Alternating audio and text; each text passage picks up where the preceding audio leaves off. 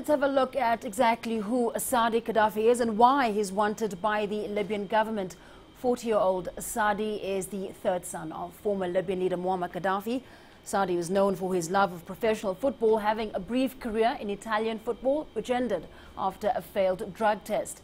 Like most of Gaddafi loyalists and ex-regime officials, Saadi is wanted for his role in curbing protests against his father's rule and the killing of protesters during the 2011 uprising.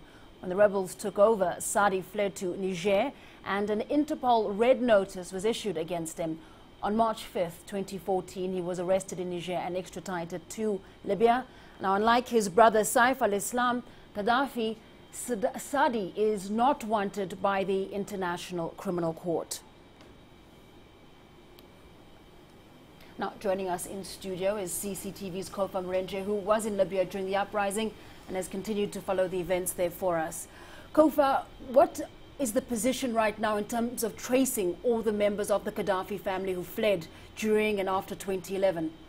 Well, for me, probably the most interesting fact here is why the Niger government decided to extradite Saadi back to Libya, because initially officials there had said they will not take him back because he would not face a fair trial, and that they had given him asylum on humanitarian grounds, and therefore right now, but that just shows the commitment of the Libyan authorities, trying to track down not just the Gaddafi family, but also all those that they believe had a hand in the crimes that were committed during the uprising. Now they have Saif al-Islam Gaddafi, now they have Saadi Gaddafi, they have others who they believe were in the inner circle of Gaddafi's regime, the likes of Al-Sanusi was extradited from Mauritania.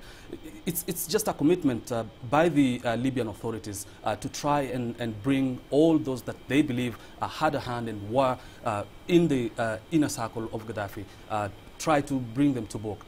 Right now, probably one of his sons, his daughter and the wife are still not in Libya. They had sought asylum in Algeria, and then they left for Oman, where they are believed to be seeking asylum there. Now, you've mentioned a number of ex-regime members who have been extradited, including Saif al-Islam and now Saadi Gaddafi. What is the action we expect to see taken against them? And, of course, a legal process. Would this also be fair? Well, Saadi is already on trial in Libya. Of course, his brother, who has been extradited now, is wanted for ordering the shooting of protesters in Benghazi during the uprising, and therefore probably he will also be charged alongside his brother. The question is, will the trial be fair? And in order for it to be fair, what standards are they holding this impending trial up to in terms of international law standards? What is the situation? Well, of course, that's an issue that has been raised before. You remember there has been issues between Libyan authorities and the ICC. The ICC wanted to charge Saif al-Islam Gaddafi at the International Criminal Court, saying they believe he will not get a fair trial in Libya. But Libyan authorities have always insisted that they will make sure that the trials go and are according to the international standards, but they have and they must charge them inside Libya according to the laws and the constitution of Libya. All right, Kofa, just before we wrap up, the trial of Saif has also been delayed due to security concerns. Any idea of when this trial will start, considering he's just been extradited? Well, Famida, you remember when Saif was captured by the Zintans, it took a long time for the government and officials to try to convince the militias to hand him over to the government.